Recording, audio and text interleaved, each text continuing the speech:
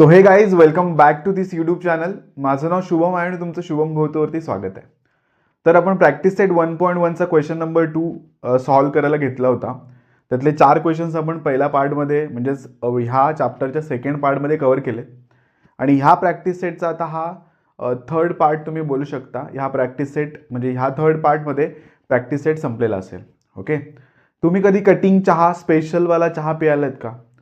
तर तो स्पेशल का असतो? कारण त्याच्यामध्ये प्युअर एकदम वॉटर टाकलेलंच नसतं, पूर्ण मिल्क असतो. परत आपण असं बोलू शकतो की त्याला प्रॉपर बॉइलिंग करून एका प्रॉपर टेम्परेचरला बॉईल केलेली असते, म्हणून त्याला आपण काय म्हणतो, स्पेशल म्हणतो. म्हणजे त्याच्याकडे काहीतरी असं स्पेशल आहे, दॅट्स वाय. तर आपण पण ह्या प्रॅक्टिस सेटमध्ये जे शेवटचे 2 क्वेश्चन्स आहेत त्यांना आपण स्पेशल टाईपचे क्वेश्चन्स म्हणणार. का स्पेशल म्हणणार? त्यांना कसं सॉल्व्ह करायला लागतं, तर स्पेशल आहेत मग त्याची प्रोसिजर पण स्पेशल असेल. तर ह्या सगळ्या गोष्टी आपण ह्या व्हिडिओमध्ये कव्हर करत असू. हा आपल्या चॅप्टरचा थर्ड पार्ट असून प्रॅक्टिस सेटचा पण थर्ड पार्ट असेल. तर बेसिक्सपासून आपण ॲडव्हान्सपर्यंत आलो आहे आणि आत्ता स्पेशल टाईप ह्या व्हिडिओमध्ये संपवून from question number 5th to last question आपण ह्या प्रॅक्टिस सेटचा एंड करत असू. तर व्हिडिओ शेवटपर्यंत बघा, पेन आणि पेपर घेऊनच बघा, जेणेकरून काय होईल, तुम्हाला कन्सेप्ट जास्त अंडरस्टँड होतील. ओके, सो आपण ह्याच्यात डिस्कस करणार आहोत practice set 1.1 mathematics 1 linear equations in 2 variable. Question number 2चा 5th क्वेश्चन, जो की 5x + 2y = -3 आणि x + 5y = 4 आहे. ओके, तर ह्याच्यामध्ये आपण करणार काय आहोत की 5x + 2y = -3. This is your equation number first. जसं की आपण लास्टपर्यंत क्वेश्चन सॉल्व्ह केले त्याच वेळेनं आपण करणार. ओके, त्याच्यानंतर आहे x + 5y = 4. आता इथे आपल्याला कोणती स्टेप करायला लागेल? मल्टिप्लाईंगवाली करायला लागेल. का? कारण x पण सेम नाही, y पण सेम नाही आहेत. सो दॅट्स वाय मी काय करेन, मल्टिप्लाईंग कुठल्या इक्वेशनला करायचं असेल, आता तुम्हाला कळालं असेल, multiplying equation number second by 5. कारण का इथे आपल्याला एक नंबर घेऊन यायचा आहे, कारण तो अलोन आहे. मग कोणता नंबर घेऊन या आपण? 5 नंबर घेऊन या. मग ह्या इक्वेशनला म्हणजे x + 5y = 4ला कितीनं मल्टिप्लाय होईल? 5नं मल्टिप्लाय होईल. सो याला ब्रॅकेट देऊ, x + 5y = 5 in bracket 4. So हा आतमध्ये मल्टिप्लाय होईल. काय आन्सर येईल याचा? 5x + 5 5 जा 25y = 20. So this is your equation number 3. आतापर्यंत तुम्हाला समजलं असेल की कोणत्या टाईपचे क्वेश्चन्स येतात. एक तर तुम्हाला सिमिलर दिलेलं असतं किंवा तुम्हाला एक वेक्टा दिलेला असतो, अलोन दिलेला असतो. पहिल्यांदा सिमिलॅरिटी चेक करायची की कोण सिमिलर आहे का, डिरेक्टली ॲडिशन सबट्रॅक्शन करू शकतो का. ओके, आणि नसेल तर मग त्याला सिमिलर करून घ्यायचं. हां, मग आता इक्वेशन नंबर 3 आणि इक्वेशन नंबर 1मध्ये सेकंडचं काम झालं. आता ह्या दोघांमध्ये तुम्हाला मोठं कोण वाटतंय दिसायला? राईट हँड साईड बघायचं, सायन्स नाही बघायचे, नंबर्स बघायचे. 20वाला मोठा वाटतोय. सो मी तर काय लिहिणार, फ्रॉम इक्वेशन राईट हँड साईडला आपण कोणती इक्वेशन लिहितो? मोठीवाली इक्वेशन. आणि लेफ्ट हँड साईडला आपण कोणतीवाली इक्वेशन लिहितो? छोटीवाली इक्वेशन. छोटीवाली इक्वेशन कोणती आपली? फर्स्ट. सो इथं काय लिहिणार मी? सबट्रॅक्टिंग. का सबट्रॅक्शन केली हे कळालं असेल तुम्हाला आता, कारण 5x आणि 5x हे दोघं दिसायला सेम आहेत, बट त्यांचे सायन्स काय आहे? सायन्स पण सेम आहेत. मग त्यांना जर कट करायचे असेल तर फक्त दिसायला सेम असून उपयोग नाही ना. त्याचे काय असले पाहिजेत? सायन्स पण काय असले पाहिजेत? वेगवेगळे असले पाहिजेत. ओके, सो मी काय करेन की मोठीवाली इक्वेशन कोणती आहे? थर्डवाली. ती फर्स्ट लिहून घेतली जाईल इथे. 5x + 25y = 20. ह्या सबट्रॅक्टिंगचा साईन मी इथं देईन, सबट्रॅक्शनचा. आणि क्वेश्चन नंबर फर्स्ट घेऊया आपण. Equation number first, 5x + 2y = -3. So याचा आन्सर काय येईल सांगा आता, बघूया. हा मायनसचं काम काय असतं की त्याच्या खाली जी इक्वेशन असते त्याचे तो सायन्स काय करतो? चेंज करतो. सो हा काय होईल? मायनस. हा पण काय होईल? मायनस. आणि हा होईल प्लस. आता तुम्ही चेक करा की हा वाला नंबर आणि हा वाला नंबर हे दिसायला सेम आहेत, पण ह्याला प्लस आहे आणि ह्याला मायनस आहे. सो तो कट होतील. इथं सेम होते, मग कट नाही झाले ते. ओके, होऊ शकत नाही. प्लस मायनस मायनस म्हणजे सबट्रॅक्शन करायचे आहे. आन्सर येईल 23y. ओके, = प्लसचं साईन आहे, नाही दिलं तरी चालतं आहे. प्लस प्लस प्लस किती येणार आहे आन्सर 23. इथपर्यंत मला असं वाटतं की क्लिअर झालं असेल. आता ही वाली व्हॅल्यू आपण काय करायची, ॲज इट इज घेऊ शकतो इकडे. So 23y is equals to 23.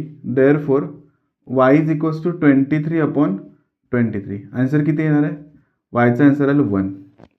आता हे 1 आलं आहे ना, ते आपल्याला काय करायला लागेल, पुट करायला लागेल. आता कशामध्ये पुट करूया आपण, ह्या इक्वेशनमध्ये करूया जिला आपण थांबवलं होतं असंच.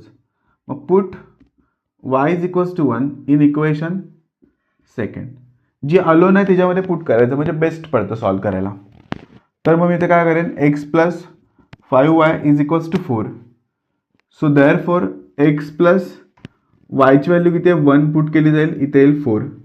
सो देअरफॉर x 5 1 जा 5 is equals to 4 plus 5 becomes -5 there. So तिकडे जाऊन काय होणार आहे, तो -5 होणार. एक्सची व्हॅल्यू किती आली, -1.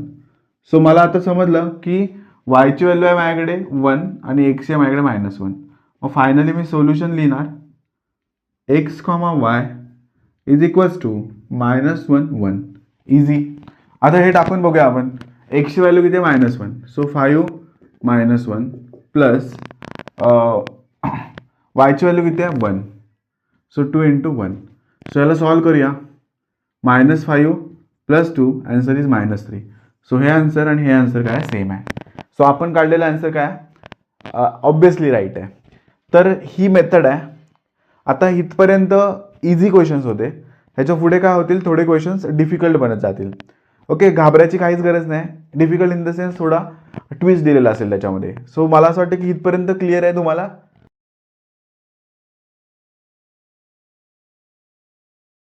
ओके, बघा आता क्वेश्चन त्यांनी कसा विचारला आहे, क्वेश्चन नंबर 6, की हा क्वेश्चन स्टँडर्ड फॉर्ममध्ये नाही आहे ऑब्वियसली, कारण डिनॉमिनेटरमध्ये ह्याचे नंबर्स आहेत.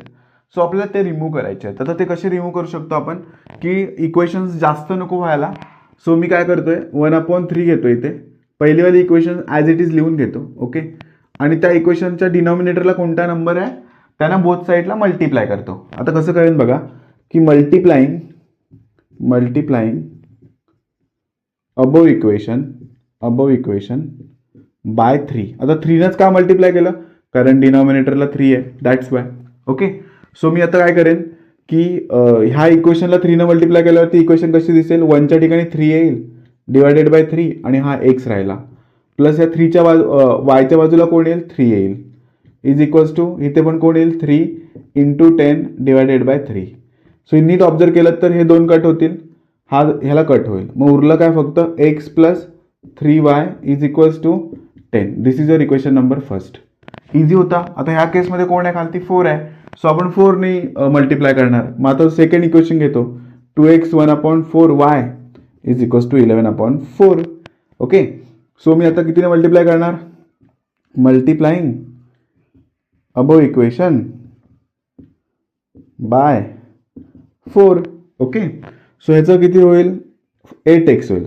तरी पण मी नीट करून दाखवतो. So 4 × 2x plus 4/4y is equals to 4 × 11/4. So 4 get cancel, 4 get cancel and 4 2 जा 8. सो इथे 8x होईल प्लस y होईल इज इक्वल्स टू 11 होईल. This is your equation number second.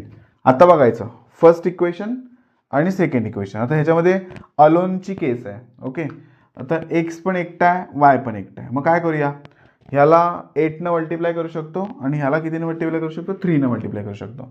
So मला असं वाटतं की इक्वेशन नंबर 2ला आपण 3नं मल्टिप्लाय करून टाकूया. ठीक आहे, किंवा इक्वेशन नंबर 1ला 8नं करू शकतो. तर आता तुमच्यावरती आहे. आता तर कशावरती करूया, चला बरं, इक्वेशन नंबर 1ला 8नं करू. मग 8नंच का केलं गेलं, कारण एक्सला मी आता सेम करणार आहे आणि एक्सकडे कोणता नंबर आहे, 8 नंबर आहे.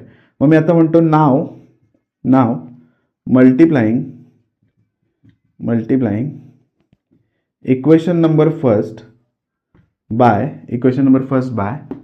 कितीनं मल्टिप्लाय करणार आपण, 8नं. आता 8नं का मल्टिप्लाय केलं, याची ट्रिक काय आहे, की ह्याला एक्सला आपल्याला सेम बनवायचं होतं, म्हणून इथं 8 नंबर आहे, 8 आहे, त्याला मी घेणार आणि त्याला मल्टिप्लाय करणार. सो हे कसं दिसेल मग, इक्वेशन नंबर 1 इथे 8x येईल प्लस 8 × 8 = 8 × 24. इथे किती येणार आहे, 24y plus 80. So this is your equation number third. आता मला ह्या इक्वेशनचं आधी काही काम नाही आहे. आता मी चेक करेन की इथे पण 8x आहे, इथे पण 8x आहे, पण दोघांना प्लस प्लस आहे. सो मला सबट्रॅक्शन करायला लागेल. मग मोठं कोण आहे? इक्वेशन नंबर थर्ड मोठी आहे. ओके, सो मी काय करेन, फ्रॉम लिन इक्वेशन नंबर थर्ड मोठी आहे म्हणून राईट हँड साईडला, आणि इक्वेशन नंबर सेकंड येईल इथे. लक्षात येते तुमच्या? मोठी साईड फ्रॉमच्या तिकडे मोठी इक्वेशन, इकडे छोटी इक्वेशन, आणि इथं काय करणार आहे मी? सबट्रॅक्टिंग. ओके, मग मोठी इक्वेशन कोणती आहे? ही वाली मोठी इक्वेशन आहे. सो इथं काय येणार आहे? 8x plus 24y is equals to 80 minus सेकंडवाली इक्वेशन कोणती आहे? 8x plus y. ह्या प्लसचा साईन मायनस झाला, ह्या प्लसचा साईन मायनस झाला, आणि ह्या प्लसचा साईन काय झाला? मायनस झाला, बिकॉज ऑफ दिस मायनस. मग आता हे दोन कट होतील, मग उरलं कोण? Plus minus minus. So 24 minus 1 23, आणि बिगर नंबरचं काय येईल? साईन येईल. Is equals two plus minus minus 80 minus 11 किती येणार आहे? 80 मायनस 11 करू. 10 इकडे किती येणार? 9, आणि इकडे किती जाणार आहेत? 8मधून 2 गेले, उरले किती? हे 9 आहेत. ओके, आणि ओके 69 उरले. मग ते 70 आणि ते 80. ओके 69. मग इथे किती येणार आहे? 69 येणार आहेत. ओके, सो देअर फोर 23 म्हणजे 80 minus 11 69. So 23y is equals to 69. 23च्या टेबलमध्ये थर्ड प्लेसला 9 आणि 6 काय येणार आहे? 69 येणार आहे. मग देअर फोर मी काय करेन? y is equals to 69 upon 23, y is equals to 3. So this is my value of y. आता ती कशात पुट केली जाईल? कुठल्या तरी एका इक्वेशनमध्ये तुम्ही पुट करू शकता. मग आपण ह्या इक्वेशनमध्ये पुट करू. Put y is equals to 3 in equation number first. Okay, so first काय आहे मग? x plus 3y is equals to 10. So yच्या ठिकाणी आपल्याला काय टाकायचं? आता x प्लस 3 टाकायचं आहे 10. So x plus 9 is equals to 10. 3 3 9, 3 3 9. So x is equals to 10 minus 9. So x ची व्हॅल्यू किती आली? x is equals to 1. So finally तुम्हाला काय लिहायचं आहे? सोल्युशन लिहायचं आहे. ओके, ते तुम्ही लिहू शकता आता. सो इझी आहे की नाही? सो आपण काय केलं की हे जे इक्वेशन स्टँडर्ड फॉर्ममध्ये नव्हता त्याला स्टँडर्ड फॉर्ममध्ये आणली. काही रॉकेट सायन्स नाही, फक्त काय करायचं, हा 3 3 आहे तो डिनॉमिनेटरला आहे, मग वरती मल्टिप्लाय करायचा, मग तो निघून जाईल. हा 4 4 आहे, वरती 4 मल्टिप्लाय करायचा, मग तो निघून जाईल. म्हणजे कट करतो ना तो वरच्याला, म्हणजे जसं की इथं झालं 3 ला 3 कट झाला, 3 ला 3 कट झाला, 4 ला 4 झाला, 4 ला 4 झाला, आणि इथं मल्टिप्लाय झाला. आलं लक्षात? सबट्रॅक्शन का केली ते कळालं. सो हा क्वेश्चन होता थोडा ट्रिकी पण इझी होता. सो तुम्हाला कसं वाटला? जर तुम्हाला आवडला असेल तर येस म्हणा किंवा नो म्हणा कमेंट बॉक्समध्ये.